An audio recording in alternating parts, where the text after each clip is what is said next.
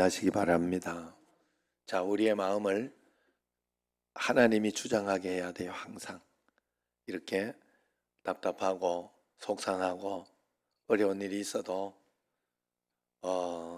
잘 생각을 해야 돼요. 내가 오늘 축구할 때 잘 생각을 해봤어요. 내가 지금 여기에서 발끈하고 가면 그 다음에 오기가 굉장히 힘들어진다. 내가 여기에서 꾹 참아주면 다음에 또 잘 찰 수 있다. 언제든지 기회가 있고.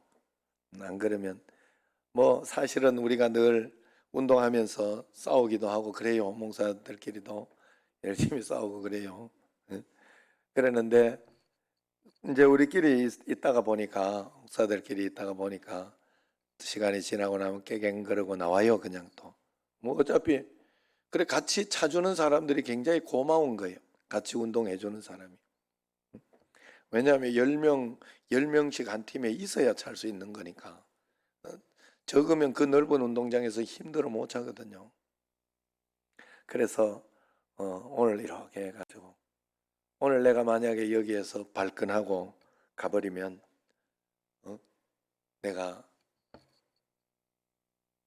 다음에 올 수는 있지만 내가 굉장히 또 그렇게 올 텐데, 그럼 안 그러면 그냥 아무 소리 하지 않고 그냥 슥 삐져서 그냥 가도 됐어요. 그냥 슥 삐져서 아무 소리 하지 않고 슥 삐져서 그냥 갔다가, 그러면 그것도 괜찮아. 오히려 그것도. 왜냐하면 내가 승질은 안 냈으니까. 이게 그렇더라고. 이게 사람이. 그래가지고 고민을 했어요. 진짜 고민을 했어요. 그런데 저 앞에 김 목사가 차고 있더라고. 나는 거기에 지금 한 게임 쉬어야 되는 입장이고. 그래가지고 내가 가면 김 목사 데리고 가야 되는데, 차는 걸 또 빼서 나오면 또 이상하게 볼끼고, 참자. 주여, 참겠습니다.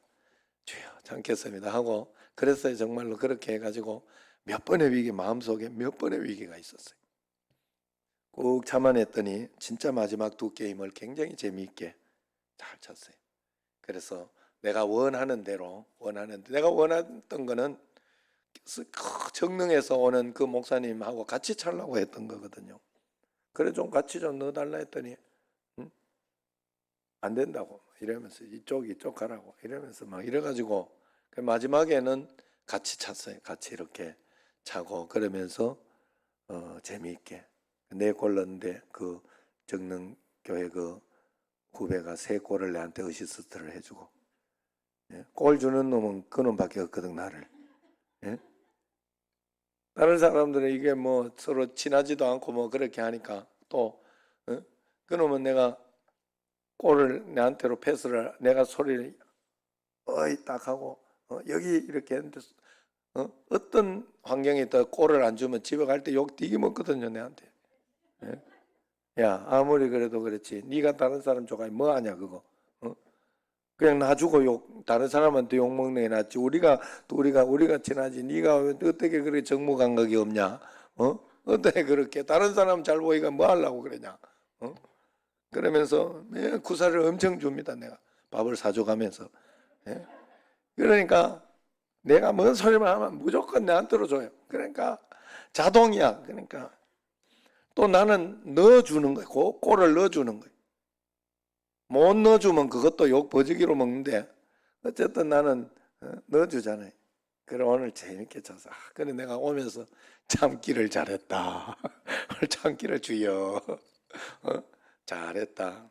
그래 다음에 또 금요일이니까 갈지 안 갈지는 몰라요. 잘 갈지 안 갈지는 모르는데 그냥 그렇게 그 자리를 하나 남겨놓고 내가 운동하고 싶고 내가 그렇게 하고 싶을 때 할 수 있는 그런 길이 생겼잖아요.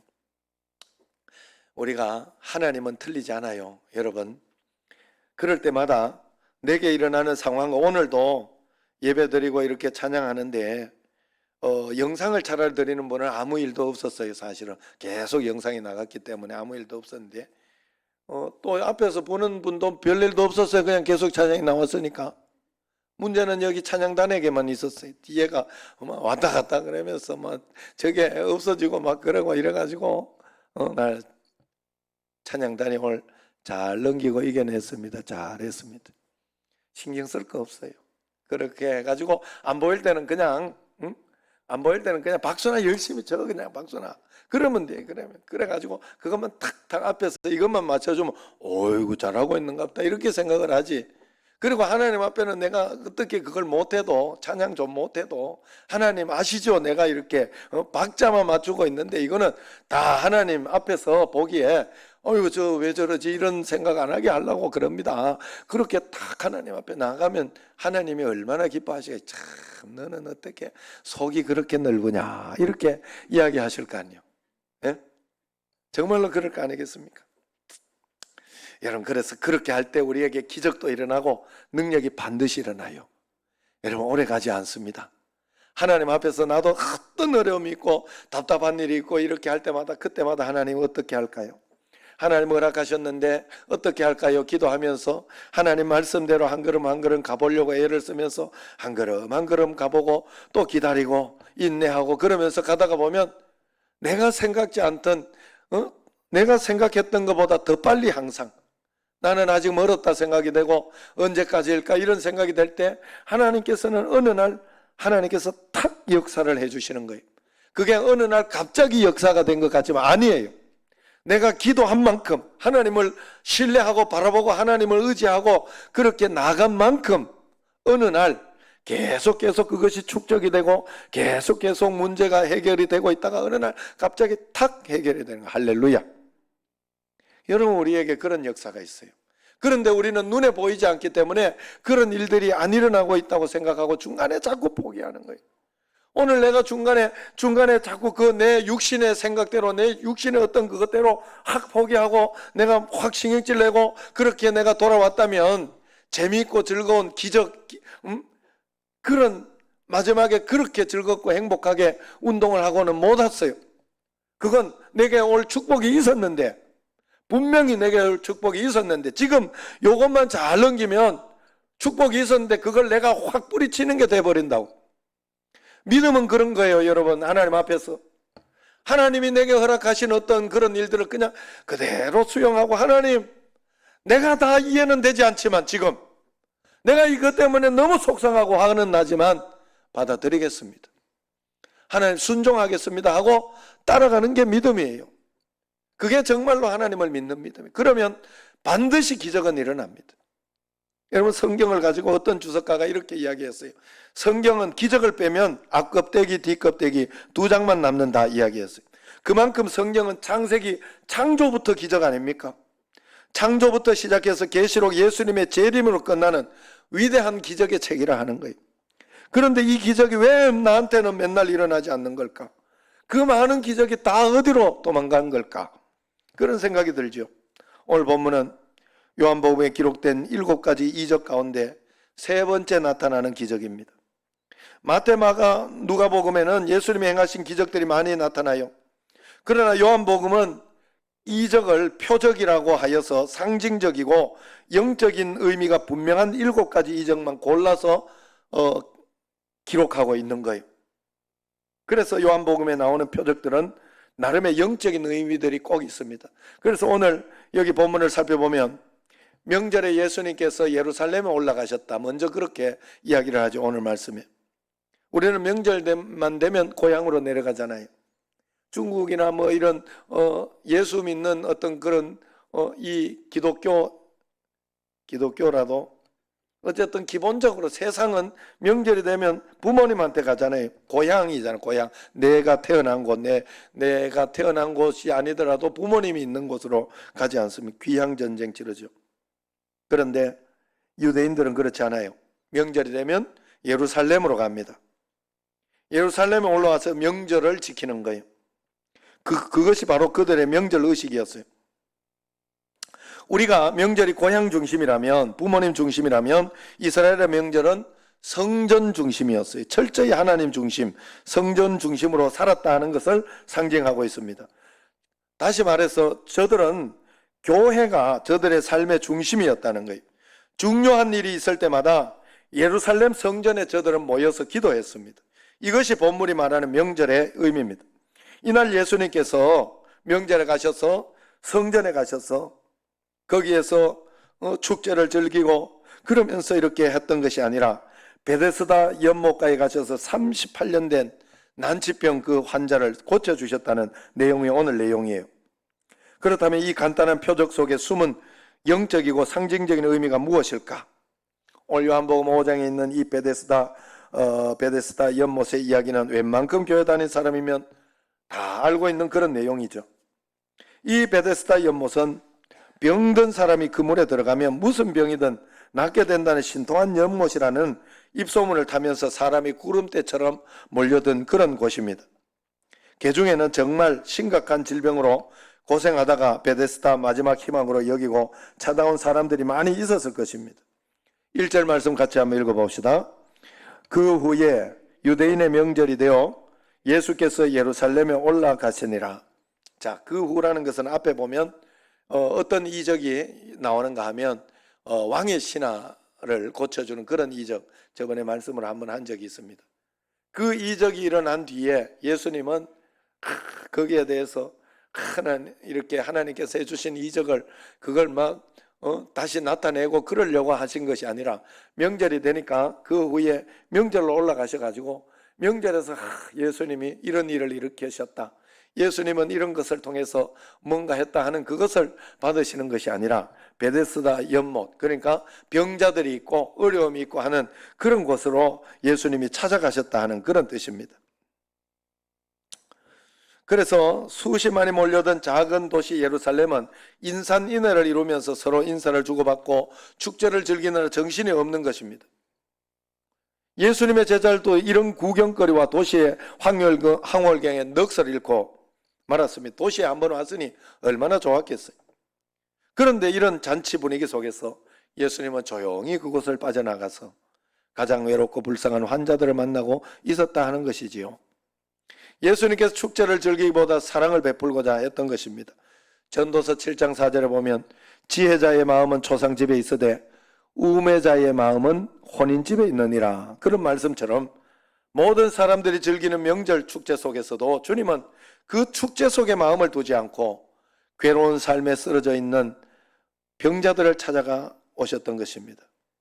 오늘 예수님께서는 쇼핑은 안 하시더라도 당시 권력가들을 찾아가서 삶의 보장을 받기 위해 안면을 튼다든지 선교 활동을 잘할 수 있도록 뒷배경을 요구할 수도 있었을 것입니다. 그러나 예수님께서는 명절날 그 희희낙낙 하고 계신 것이 아니라 축제와는 거리가 먼 절망과 한숨을 끌어안고 신음하는 그런 장소를 찾아가신 것입니다. 다리 저는 사람, 맹인, 혈기 마른 신체 불구자, 가난에 지쳐 야인 무리들이 있는 곳, 세상에 버림받은 그곳, 중환자들의 수용소 베데스다, 그곳을 찾아간 거예요. 오늘 이 시간 여러분, 이 베데스다 같은 교회, 인생의 문제의 짐을 안고 찾아오신 분이 있습니까? 인생의 실패, 고난의 아픔을 안고 오신 분이 있습니까? 마음의 고통과 상처를 안고 계신 분이 있습니까? 겉은 괜찮지만 몸과 마음과 삶이 아프신 분이 혹시 있습니까? 이 시간 예수님께서 여러분을 조용히 찾아오실 것입니다. 말씀으로 기대하시고 그 예수님을 바라보시기를 바랍니다. 2절 말씀을 한번 보세요. 예루살렘, 같이 읽습니다. 예루살렘에 있는 양문 곁에 히브리 말로 베데스다라 하는 못이 있는데 거기 행각 5이 있고 그랬어요. 오늘 말씀은 예루살렘 양문 곁 베데스다라는 연못가에 일어난 사건이라는 것이지요. 예루살렘 동쪽에는 실로암 샘으로 가는 샘문이 있고 서쪽에는 망대문이 있고 남쪽에는 배설물을 버리는 분문, 분문이 있었고 오늘 본문 북쪽에 바로 성전에 이르기 전 양을 사고 파는 양문이 있었던 거예요. 양문은 느헤미야가 성벽을 재건할 때 가장 먼저 수축해야 했던 문이지요. 왜냐하면 무너진 나라, 무너진 백성, 무너진 신앙을 세우기 위해 예배가 회복되어야 되죠. 양을 끌고 들어가는 문이니까 예배 드리러 들어가는 문이에요, 거기는. 그래서 그 문을 먼저 수축했던 겁니다. 그러므로 우리는 늘 이 양문을 잘 수축해야 돼요. 예배의 문을 잘 수축하고 예배를 잘 드리고 예배를 잘 회복해야 된다는 거예요. 그래서 여러분들이 마음의 자세를 가지고 오늘도 이렇게 보니까 다 이렇게 이제 올리는 게 늦었을 것이다. 저는 그렇게 예상을 합니다.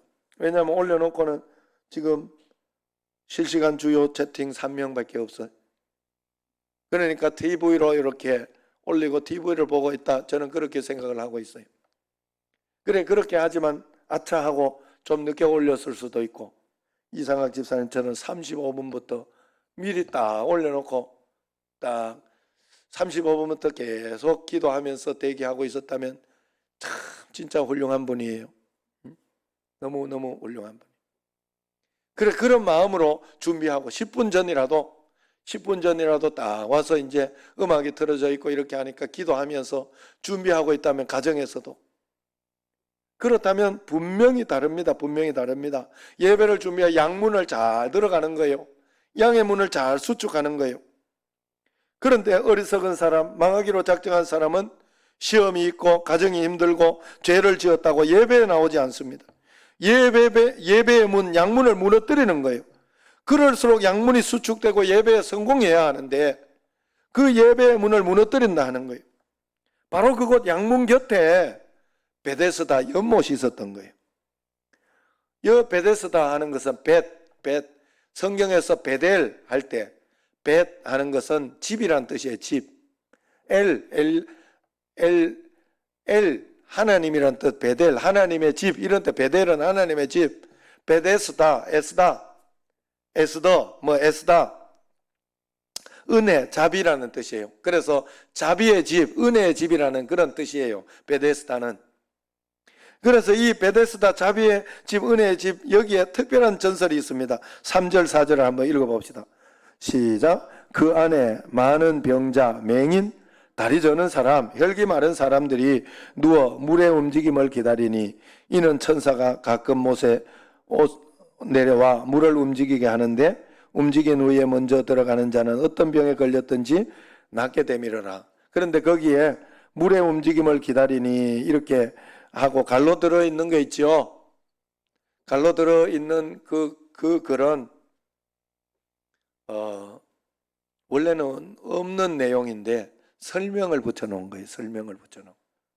그런 소문이 있어서 사람들이 여기에 몰려왔다는 거예요. 실제로 그렇지는 않을 겁니다. 아마도. 생각해 보건대 이곳은 온천이었을 거예요. 온천. 그래서 한 번씩 온천이 쿨컥쿨컥하고 온천이 솟구치면 천사들이 지금 물을 움직이게 한 것이라 생각했던 모양입니다. 그래서 온천에서 이렇게 몸을 담그고 이렇게 하면 피부병이나 이런 게 잘 낫잖아요. 그래서 이 관절염 환자나 이런 게 나으면 이것이 소문이 나서 전설이 되어서 그 옛날이니까 지금 이 옛날은 구석기 시대 막 이럴 때 아닙니까 여러분? 그 옛날이니까 그 어떤 병에 걸렸든지 낫게 된다고 믿어지게 한 모양입니다. 그래서 그걸 듣고 그걸 믿고 여기 와 있는 거예요. 그걸 믿고 한 방을 바라고. 그래서 바르게 믿어야 돼요. 바른 믿음을 가지고 있어야 돼요. 이 믿음은 바른 믿음이 아니에요. 내가 여기 가가지고 못에 빨리 1등 들어가가지고 하면 물이 굴러갈 때 천사가 물을 동할 때 내가 1등 들어가면 나는 낫는다. 이건 잘못된 믿음이라고요. 하나님을 바라보고 하나님을 의지하면서 기도하고 하나님이 보이지 않는 하나님은 역사해 주실 것이다 하는 그 하나님을 바라볼 수 있어야 되는데 잘못된 믿음. 잘못 전해진 전설을 믿고 은혜의 집에 모여있는 사람들이 누굽니까? 고관대작들이 아니라 난치병 환자들입니다. 이처럼 스스로 고칠 수도 움직일 수도 없는 사람들이 모여 물이 동할 때 먼저 들어가면 어떤 병이 걸려도 낫는다고 말하는 거예요. 이게 얼마나 우스꽝스럽고 모순된 모습이에요. 여기 온 사람들은 전부 장애인이고 뭔가 부족한 사람들인데 물이 동할 때 먼저 뛰어 들어가는 사람이 있다면 생각해 보세요. 물이 1등은 고친단 말이에요. 물이 동할 때 재빨리 몸을 들어갈 수 있는 사람은 물에 들어갈 필요가 없는 사람이에요. 사실 1등으로 들어가 금메달에 목을 걸 수 있는 사람은 이미 좀 건강한 사람이다 이 말이에요. 아니면 신체에 조금밖에 어려움이 없는 사람이거나 저처럼 머리가 좀 빠져가지고 이게 머리가 좀 나서 뭐 내는 사람이 있거나 무좀 걸렸거나 손가락 하나 부러진 점 그래야 뭐 확 빨리 움직일 수 있죠. 여기 그런데 여기 적혀 있는 거 봐요. 세 종류 봐요. 맹인, 다리 저는 사람, 중풍병자, 뭐 손 마른, 혈기 마른 사람들, 막 골골 하는 사람들. 이런 사람들이 어떻게 맹인이 뭐 물 끓는 거 볼 수가 있어요? 그 옆에 누가 도와줘야 되는데 그것도 옆에서 맹인을 끌고 어떻게 가가지고 1등을 하겠어요? 도저히 1등 할 수 없는 사람들이 거기에 있는 거예요. 거기에 지금 그걸 한 방을 바라보고 있는 거예요. 아예 희망이 없다 하는 거지요. 그런데도 끊임없이 무슨 생각을 하느냐? 내가 먼저 들어가기만 하면 나을 텐데 그러는 거예요. 아닌데 말이죠. 잘못된 소문, 잘못된 믿음, 거기에는 희망이 없었는데 거기에 희망이 있는 줄로 알고 그렇게 살고 있는 거예요. 여러분, 베데스다가 정녕 그 이름에 합당하게 자비의 샘물이 되려고 하면 치유와 회복의 은총이 가장 필요한 사람부터 우선적으로 배려하고 궁극적으로 모두가 은총을 누리도록 한 사람 한 사람 그렇게 배려하면서 해야 되지 않겠어요? 은총의 집이니까. 만약 그런 규칙에 의해서 이렇다면 38년 된 병자가 우선순위가 되어서 어느 날 먼저 이렇게 들어가서 거기에서 고침을 받을 수 있었겠지요. 은혜의 집, 자비의 집은 그래야 되는 거 아니겠어요? 그런데 그곳은 그런 것이 아니었어요. 불행히도 그곳은 협력과 배려와 보살핌의 원리 대신에 철저하게 자기 능력에 따른 경쟁 원리만이 존재했던 그런 곳이었던 것입니다. 오늘 진정으로 은혜 베푸실 예수 그리스도께서 오셨는데 아무도 예수님을 바라보지 아니하고 오직 무리 동학님을 바라보면서 동하기만 해봐라 내가 어번에는 내가 들어간다 눈에 불을 쌍심지를 켜고 있는 거예요. 얼마나 이 은혜의 집에 어울리지 않는 그런 모습이에요. 여기 모여있는 난치병 환자들은 당시 유대인의 정신적 상태를 상징하고 있는 것입니다. 진리를 바로 보지 못하는 소경들, 신령한 세계가 보이지 않는 영안이 열리지 않는 사람들, 영감을 잃어버린 사람들, 수많은 사단의 공격을 받고 살지만은 그것을 물리칠 힘, 영역을 잃어버린 사람들, 하나님의 자녀된 삶의 능력을 잃어버린 중풍병자들, 사랑과 자비의 혈기가 마른 가련한 손길들, 이 난치병 환자들의 모습이 오늘 이 시대의 모습, 그 당시의 종교인들의 모습이었던 것입니다. 오늘 우리 교회의 모습, 세상의 모습일 수 있는 것입니다. 1등이 되면 성공할 수 있다는 것이 세상의 가치입니다. 야구 강식의 원리입니다. 여러분, 하나님 나라는 그렇지 않다는 거예요. 철저하게 은혜의 원칙, 자비의 원칙으로 나아가야 돼요. 하나님 만나면 문제가 해결되고 세상에 성공할 수 있고 잘 살 수 있다는 게 하나님 나라의 원칙. 그런데 오늘 나는 이 질병만 나으면 나는 문제가 해결될 것이다. 내가 우리 자식이 이번에 좋은 대학만 가면 될 것이다 하고 계속 그것만 바라보고 있는 거예요. 1등만 바라보고 있는 거예요. 돈만 열심히 벌고 많이 벌면 될 것이다. 이렇게 생각을 하고 있는 거예요. 그게 베데스다 연못의 지금 아픔인 거예요. 여러분, 우리가 교회 다니고 예수님 믿으면서도 정작 하나님을 바라보고 하나님만 만나면 된다. 예수님이 찾아오셨는데 예수님만 만나면 된다. 예수님만 바라보면 된다 하고 그 예수님을 바라보지 못하고 아직도 네가 나았고자 하느냐 했을 때 누가 날 저기 1등으로 보내주기만 하면 내가 나았긴 나았는데 1등만 하면 되는, 이번에 어느 대학교 합격만 하면 되는데, 이번에 사업이 이렇게 대박만 나면 되는데 그렇게 생각하고 있다는 거예요. 여러분, 이게 우리의 아픔입니다. 여러분, 예수님 믿고 나면 여러분 그런 것이 아니에요. 세상의 가치를 가지고 있기 때문에 남들보다 IQ가 좀 낮으면 큰일 난 줄 압니다. IQ 낮으면 낮은 대로 다 살아가는 방식이 있어요. 신경 쓸 거 없더라고요. 제가 보니까 저도 어렸을 때 그 방식으로 살아가지고 애가 이렇게 고개 이렇게 다른 애 고개 이렇게 트는데 우리 애가 고개 못 틀고 있으면 이거 큰일 난 거 아닌가, 이게 제가 낙오되는 거 아닌가 걱정을 하고, 다른 사람 뒤집는데 내 애가 못 뒤집으면 큰일 난 거 아닌가. 그래가지고 우리 집 애들이 뭐 9개월에 걸었다는가 그래가지고 그걸 자랑 삼아가지고 살던 그런 인생이었어요.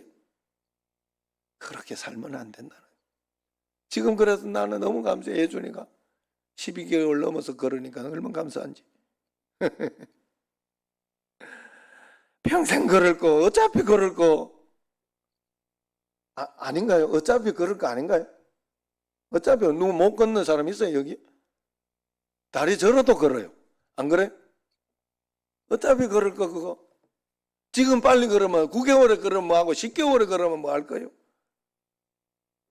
잘 생각. 우리 하나님 앞에서 하나님 잘 믿으면 되는 거예요. 우리가 하나님 만나면 끝나는 거예요. 이 자녀가 하나님 만나고 주님을 의지하고 살아갈 힘이 있으면 그 자는 그 가운데서 잘 부자는 부자대로 살고 가난하면 또 가난한 대로 은혜 받고 살고 하나님께서 인도하시는 대로 IQ가 100이면 100대로 150이면 150대로 사는 거예요. 여러분 다 자기 방식대로 사는 게 있어요. 돈 좀 많다고 하루 4끼 먹는 거 아니에요. 맛있는 것만 먹는 거예요. 돈 없어도 맘만 먹으면서 사 먹을 수 있어요. 한번 오랫동안 기다리고 그렇게 하면. 오늘 말씀은 그걸 가르쳐 주는 거예요. 화려한 명절에 소외된 38년 된 병자를 찾아가 너도 예수님 만나며 일어나 걸을 수 있다는 분명한 메시지를 주님이 주고 있다는 것입니다. 무리동할 때 1등 해야 너가 성공하는 것이 아니라 예수님 만나야 너는 성공하고 예수님 만나야 너는 인생이 풀린다는 것을 가르쳐 주고 있는 거예요. 오늘 내가 여러분 마음속에 나는 아직도 걱정되는 게 있고 나는 아직도 불편한 게 있고 나는 아직도 답답하고 속상한 게 있으면 아직 예수님 만나지 못한 거예요. 예수님 만나면 그 모든 문제에서 해결되게 돼요. 싹 해결되게 돼요. 해결이 안 되어도 걱정이 안 되고 예수님이 있으니까 예수님이 걱정이 안 되게 돼요. 하나님이 도와주실 것이다. 믿어지게 돼요. 믿어지고 소망이 생기고 기쁨이 생긴다는 거예요. 그 예수님을 우리가 만나야 돼요. 직장과 돈 많이 벌어서 되는 게 아니고 예수님 만나면 해결되는 거예요. 오늘 예수님 꼭 만나시기를 바랍니다. 또 하나 재미있는 이야기가 있어요. 오늘 말씀의 핵심입니다. 예수님이 38년 된 병자였던 사람을 찾아와서 묻습니다. 뭐라고 그래요? 네가 낫고자 하느냐? 낫고자 하느냐? 이 얼마나 엉뚱하고 해괴망측한 질문이에요. 아마 나 같으면 내가 이렇게 오랫동안 병신이 되어 있었는데 나를 지금 조롱하는구나 삐졌을 거예요. 아니면 버럭 화를 내면서 지금 이 꼴을 보면서도 모르겠냐고 날 놀리시냐고 내가 낫고자 하냐니 뭐 그런 질문이 다 있냐고. 저 같으면 성격이 좀 나쁘니까 그랬을 것 같아요. 여러분들은 물론 절대로 그럴 분들은 아니고. 예수님이 몰라서 물었을까요? 그렇지 않았겠죠. 그런데 묻는데 이유가 있지 않았겠습니까? 왜 예수님께서 이런 질문을 하셨을까? 이 네가 낫고자 하는 질문은 대단히 깊은 의미가 있는 거예요. 38년 동안 알아누웠던 환자 보십시오. 그 눈에는 희망이 없고 빛이 사라진 지 오래입니다. 몸은 거동할 힘도 없습니다. 모든 것을 포기한 상태였을 것입니다.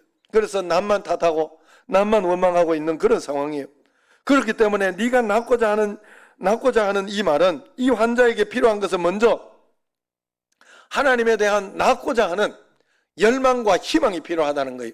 그래야 거기에서 하나님을 바라볼 수 있고 하나님을 바라볼 때 하나님이 역사해 주실 수 있는 우리가 희망과 열망, 믿음이 있을 때 하나님은 그 믿음에 우리에게 도움을 주실 수 있는 거예요. 그래서 낫고자 하는 마음이 먼저 있어야 된다고요. 하나님 앞에 포기하고 있으면 안 된다고요. 늘 우리가 예배를 드릴 때에도 하나님 앞에 예배를 드릴 때에도 하나님 앞에 잘 드리고 오늘 은혜 받고자 하는 마음이 있어야 되는데 맨날 똑같이 다람쥐 쳇바퀴 돌면 오늘도 똑같이 뭐 그런 마음을 가지고 이렇게 그냥 늘 드리던 예배로 드린다 그런 마음을 가지고 있으면 안 돼요. 안 돼요. 예? 여러분 그러면 안 돼요.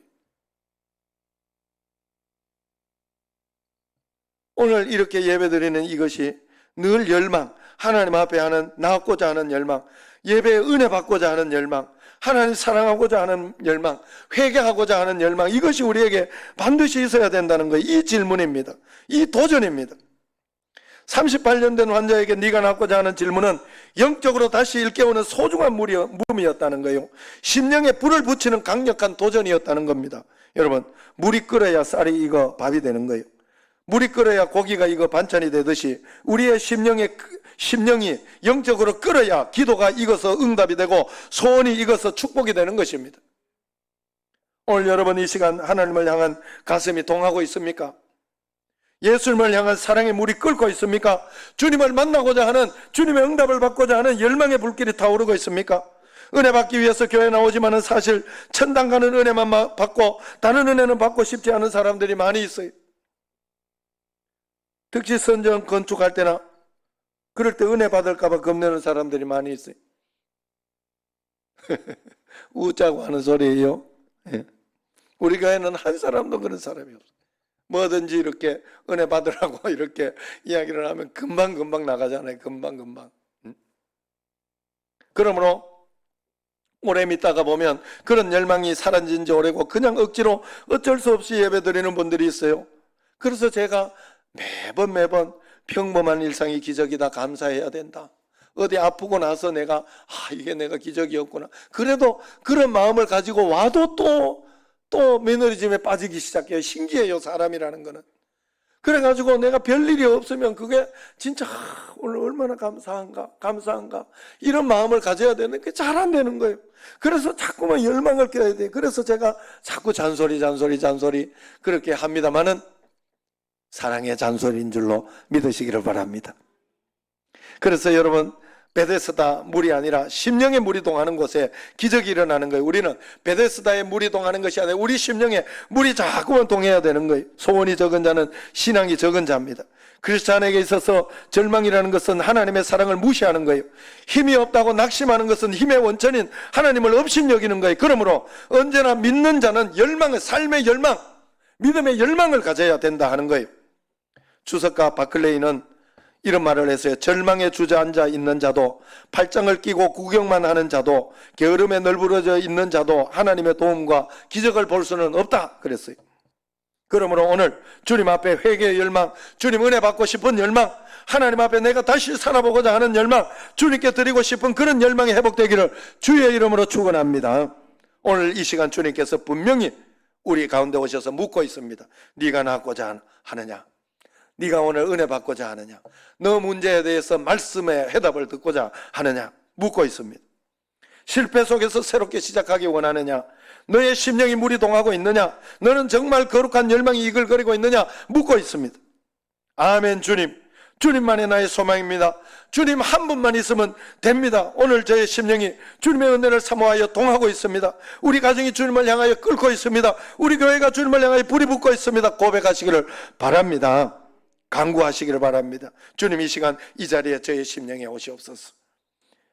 주님, 새로워지고 싶습니다. 열망으로 가득 차고 싶습니다. 저희의 심령에 성령의 불을 붙여주옵소서. 그런 열망을 가지시기 바랍니다. 열망 없는 그런 삶은 없으리. 끊임없이 고동치는 가슴 주오셔서 경의로 날 채우고 영원한 삶 나에게 주시네. 그런 찬양이에요.